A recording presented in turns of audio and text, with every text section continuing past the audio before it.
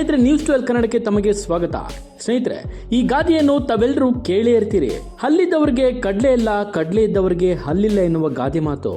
ಇನ್ನು ಎಲ್ಲ ಇದ್ದವರ ಬಾಳಲ್ಲಿ ವಿಧಿ ಎಷ್ಟು ಕ್ರೂರಿಯಾಗಿರುತ್ತೆ ಅಂದರೆ BC ಪಾಟೀಲ್ ಅವರ ಅಳಿಯನ ಆತ್ಮಹತ್ಯೆಯ ಪ್ರಕರಣವೇ ಸಾಕ್ಷಿ ಎಂಬಂತಿದೆ. ಹೌದು ಸ್ನೇಹಿತರೆ, ಇವರಿಗೆ ಏನು ಕಡಿಮೆ? BC ಪಾಟೀಲ್ ಅಂತಹ ಕೋಟಿ ಒಡೆಯ ಮಾವ ಬೇರೆ ಇದ್ದಾರೆ. 100 ಎಕರೆ ಜಮೀನ್ದಾರರು, ಆಳು ಕಾಳು, ಚಂದದ ಹೆಂಡತಿ, ಮಗನಂತೆ ನೋಡ್ಕೊಳ್ತಿದ್ದ ಮಾವ BC ಪಾಟೀಲ್. ಹೀಗೆ ಎಲ್ಲವೂ ಇತ್ತು ಕಣ್ರೆ. ಆದರೆ ಬದುಕುವ ಆಸೆ ಅದೊಂದಿರಲಿಲ್ಲ ಈತನಲ್ಲಿ. ಆತ್ಮಹತ್ಯೆಗೆ ಸುಖ ಸುಮ್ಮನೆ ಶರಣಾಗ್ಬಿಟ್ಟ.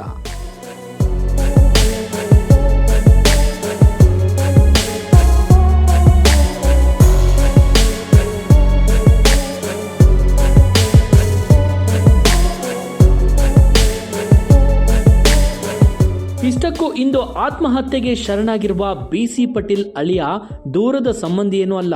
BC ಪಾಟೀಲ್ ಅವರ ಹೆಂಡತಿ ವನಜಾ ಅವರ ಸ್ವಂತ ತಮ್ಮನೇ ಪ್ರತಾಪ್ ಕುಮಾರ್. ಅಂದಹಾಗೆ BC ಪಾಟೀಲ್ ದಂಪತಿಗಳಿಗೆ 2 ಹೆಣ್ಮಕ್ಳು. ದೊಡ್ಡ ಮಗಳ ಹೆಸರು ಸೌಮ್ಯ ಪಾಟೀಲ್, ಎರಡನೇ ಮಗಳು ಸೃಷ್ಟಿ ಪಾಟೀಲ್.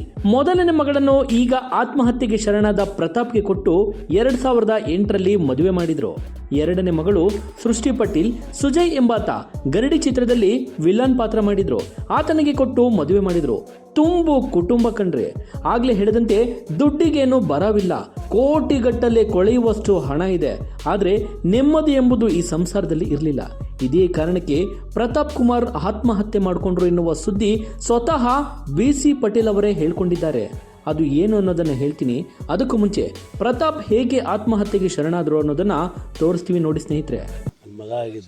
ಮಗ ಅಳಿಯ ಎಲ್ಲ ಆಗಿದ್ದ, ಬಲಗೈ ಆಗಿದ್ದ. ಸಂಪೂರ್ಣ ನಮ್ಮ ಮನೆ, ತೋಟ, ಜಮೀನೆಲ್ಲವನ್ನೇ ಮಾಡ್ತಾ ಇದ್ದ. ಜೊತೆ ರಾಜಕೀಯದಲ್ಲೂ ಕೂಡ ಬಲಗೈ ಆಗಿದ್ದರು. ಏನಂತದ್ದಿರಲಿಲ್ಲ. ಅವಾಗ ಹೇಳಿದೆ ನಮ್ಮ ಮಧ್ಯಾಹ್ನ ಸುಮ್ಮನೆ ಪುನಃ ಮಕ್ಕಳೆಲ್ಲ ಅನ್ನೋ ಒಂದು ಕೊರಗಿತ್ತು. ರೀಸೆಂಟಾಗಿ ಅಡ್ವೊಕೇಟು ಕಾಂಟ್ಯಾಕ್ಟ್ ಮಾಡಿದರು ಸಾರಗೊಮ್ಮೆ ಮಾಡಿಸ್ಲಿಕ್ಕೆ. ಅವ್ರ ಅಡ್ವೊಕೇಟ್ ಕೂಡ ನನಗೂ ಮಾತಾಡಿದರು. ಅವ್ರ ವೈಫು ಬಂದು ಕೋರ್ಟಲ್ಲಿ ಹೇಳಬೇಕಾಗುತ್ತೆ ಅಂದರೆ ಆಯಿತು ಅಂತ ಹೇಳಿದ್ವಿ. ಸದ್ಯ ಡೇಟ್ ಕೊಡ್ತಾರೆ ಹುಬ್ಳಿಯಲ್ಲಿ ಅಂತ ಹೇಳಿದರು. ಆದಮೇಲೆ ಏನಂತ ಘಟನೆ ಏನೂ ಆಗಲಿಲ್ಲ, ದೇವರಿಗೆ ಗೊತ್ತು. ಹಾಂ, ಹಿರೇಕೆರೆಯಿಂದ ಒಟ್ಟು ಊರಿಗೆ ಹೋಗಿ ಬರ್ತೀನಿ ಅಂತ ಹೇಳಿದ್ರು ಬೆಳಿಗ್ಗೆ. ಇಲ್ಲ, ಟಿಫಿನ್ ಒಟ್ಟಿಗೆ ಮಾಡ್ತಾ ಇದ್ವಿ. ಇವತ್ತು ನಾನು ಊರಿಗೆ ಹೋಗ್ತಾ ಇದ್ದೆ. ನಮ್ಮ ಊರಲ್ಲಿ ನಮ್ಮ ಬ್ರದರ್ದೊಂದು ಕಾರ್ಯಕ್ರಮ ಇತ್ತು. ಅದಕ್ಕೆ ಅವ್ರಿಗೆ ಟಿಫಿನ್ ಕೊಡಪ್ಪ ಅಂತೇಳಿ ನಾನು ಹೋದೆ.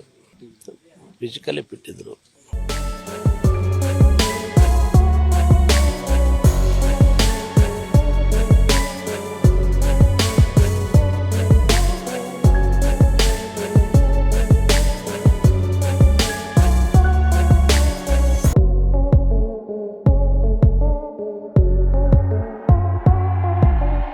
ದಾವಣಗೆರೆ ಜಿಲ್ಲೆಯ ಹೊನ್ನಾವಳಿ ತಾಲೂಕಿನ ಕತ್ತಲಗೆರೆ ಗ್ರಾಮದವರಾದ ಪ್ರತಾಪ್ ಕುಮಾರ್ ವಯಸ್ಸು ಈಗಷ್ಟೇ ಕೇವಲ 43 ಕಣ್ರೆ. ಇನ್ನು ಬಾಳಿ ಬದುಕಬೇಕಾದ ಚಿಕ್ಕ ವಯಸ್ಸು ಈತನದು. ನಿನ್ನೆ ಮಧ್ಯಾಹ್ನ ಮನೆಗೆ ಕಾಲ್ ಮಾಡಿ ನಾನು ಆತ್ಮಹತ್ಯೆ ಮಾಡ್ಕೊಳ್ತಿದ್ದೀನಿ ಅಂತ ಮನೆಯವರಿಗೆ ಫೋನ್ ಮಾಡಿ ತಿಳಿಸಿದಾನಂತೆ. ಕಾರ್ ತೆಗೆದುಕೊಂಡು ಅರಕೆರೆ ಅರಣ್ಯ ಗ್ರಾಮ ಪ್ರದೇಶದ ಕಡೆ ಹೊರಟಿದ್ದಾನೆ. ಅಲ್ಲೇ ಪಕ್ಕದಲ್ಲಿ ಕಾರ್ ನಿಲ್ಲಿಸಿ ಕಾರ್ನಲ್ಲೇ ವಿಷ ಸೇವಿಸಿ ಅಂದರೆ ಮಾತ್ರೆಗಳನ್ನು ಸೇವಿಸಿದ್ದಾರೆ. ಈ ಹೊತ್ತಿಗಾಗಲೇ ಸುದ್ದಿ ಮನೆಯವರು BC ಪಾಟೀಲ್ ಅವರಿಗೆ ಕಾಲ್ ಮಾಡಿ ತಿಳಿಸಿದಾರಂತೆ. ತಕ್ಷಣಕ್ಕೆ BC ಪಾಟೀಲ್ ಆಲ್ರೆಡಿ ಅವರು ಪೊಲೀಸ್ ಡಿಪಾರ್ಟ್ಮೆಂಟಲ್ಲಿದ್ದರು, ಮಿನಿಸ್ಟ್ರು ಕೂಡ ಆಗಿದ್ದರು, ಪ್ರಭಾವಿ ನಾಯಕರು ಕೂಡ. ಸ್ಥಳೀಯ ಪೊಲೀಸರಿಗೆ ಕರೆ ಮಾಡಿ ಕೂಡಲೇ ಪೊಲೀಸರಿಗೆ ಸುದ್ದಿಯನ್ನು ಮುಟ್ಟಿಸಿದ್ದಾರೆ. ಅಳಿಯ ಈ ರೀತಿ ಆತ್ಮಹತ್ಯೆ ಮಾಡ್ಕೊಳ್ತೀನಿ ಅಂತ ಮನೆಗೆ ಕಾಲ್ ಮಾಡಿ ಹೇಳಿ ಹೊರಟಿದ್ದಾನೆ, ಸ್ವಲ್ಪ ನೋಡಿ ಅಂತೇಳಿ BC ಪಾಟೀಲ್ ಅವರು ಪೊಲೀಸರಿಗೆ ಸೂಚಿಸಿದ್ದಾರೆ. ಆಗ ಪೊಲೀಸರು ಅಲರ್ಟ್ ಆಗಿ ಶೋಧ ಕಾರ್ಯವನ್ನು ಆರಂಭಿಸಿದ್ದಾರೆ. ಕಪ್ಪು ಬಣ್ಣದ ಹುಂಡೈ ಕಾರು ಪೊಲೀಸರ ಕಣ್ಣಿಗೆ ಸಿಕ್ಕಿದೆ. ಸದ್ಯ ಸಿಕ್ಕಿಬಿತ್ತಲ್ಲ ಅಂತೇಳಿ ಪೊಲೀಸರು ನಿಟ್ಟುಸಿರು ಬಿಟ್ಟು ಕಾರ್ ಹತ್ರ ಹೋಗಿ ನೋಡಿದ್ರೆ ಅಷ್ಟೊತ್ತಿಗಾಗಲೇ ಪರಿಸ್ಥಿತಿ ಕೈಮೀರಿ ಹೋಗಿತ್ತಂತೆ. ವಿಷ ಸೇವಿಸಿದ್ದ ಅಂದರೆ ಮಾತ್ರೆಗಳನ್ನು ಸೇವಿಸಿದ್ದ ಪ್ರತಾಪ್ ಕಾರಲ್ಲೇ ವಿಲನೆ ಒದ್ದಾಡ್ತಿದ್ರಂತೆ. ಪೊಲೀಸರು ಕೂಡಲೇ ಶಿವಮೊಗ್ಗದ ಮೆಗ್ಗಾನ್ ಆಸ್ಪತ್ರೆಗೆ ಸಾಗಿಸಿದ್ದಾರೆ. ಆದರೆ ಆ ಹೊತ್ತಿಗಾಗಲೇ ವಿಧಿ ಎಷ್ಟು ಕ್ರೂರವಾಗಿತ್ತು ಅಂದರೆ ಆಸ್ಪತ್ರೆಯ ವೈದ್ಯರು ಆ ಹೊತ್ತಿಗಾಗಲೇ ತಿಳಿಸಿದ್ದಾರೆ ಈತನ ಪ್ರಾಣ ಪಕ್ಷಿ ಹಾರಿ ಹೋಗಿದೆ ಅಂತ ಹೇಳಿ.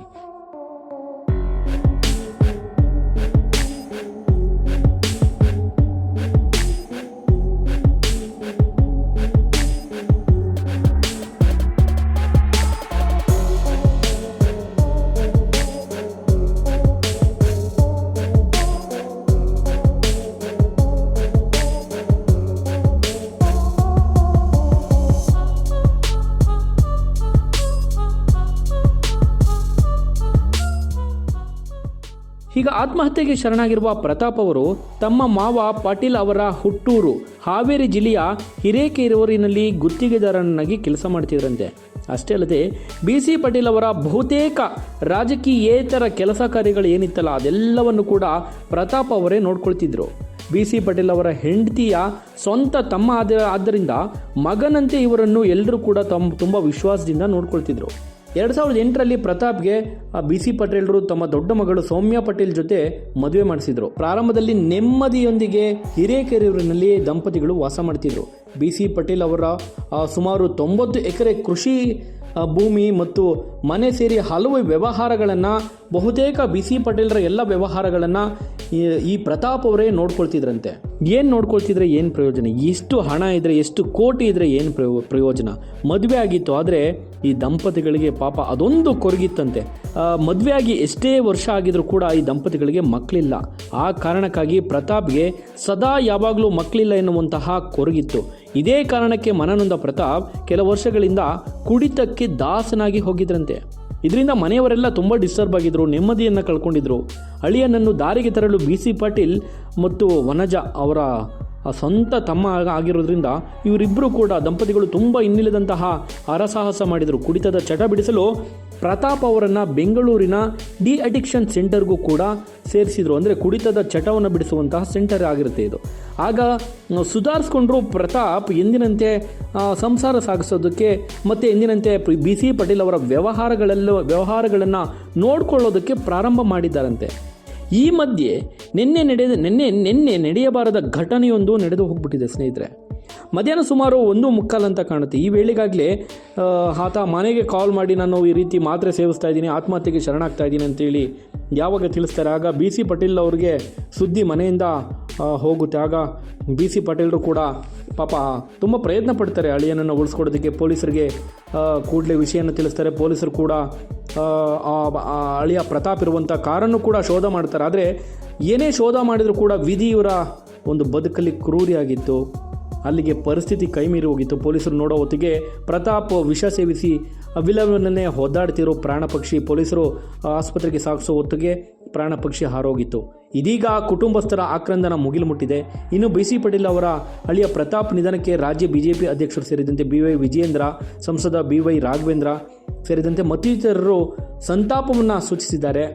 ಒಟ್ಟಾರೆ ಸ್ನೇಹಿತರೆ, ಜೀವನದಲ್ಲಿ ಏನೋ ಒಂದು ನಾವು ಆಸೆ ಪಟ್ಟಿದ್ದು ಸಿಗಲಿಲ್ಲ, ನಾವು ಪಡ್ಕೊಳ್ಳೋದಕ್ಕೆ ಆಗಲಿಲ್ಲ ಅನ್ನೋ ಕಾರಣಕ್ಕೆ ಹೀಗೆ ಆತ್ಮಹತ್ಯೆಗೆ ಶರಣಾಗೋದು ಎಷ್ಟರ ಮಟ್ಟಿಗೆ ಸರಿ ಹೇಳಿ? ಎಲ್ಲವನ್ನು ನಾವು ನಿಂತು ಇಲ್ಲಿ ಫೇಸ್ ಮಾಡಬೇಕು, ಜಯಿಸಬೇಕು. ಸೋಲೋ ಗೆಲುವೋ ಗೊತ್ತಿಲ್ಲ, ಒಟ್ಟಿನಲ್ಲಿ ಹೋರಾಟನೇ ಒಂದು ಬದುಕಲ್ವೇ? ನಿಮ್ಮ ಅನಿಸಿಕೆ ಏನು? ನಿಮ್ಮ ಅನಿಸಿಕೆ ಅಭಿಪ್ರಾಯಗಳನ್ನು ಕಾಮೆಂಟ್ ಮೂಲಕ ತಿಳಿಸಿ. ಧನ್ಯವಾದಗಳು ಸ್ನೇಹಿತರೆ.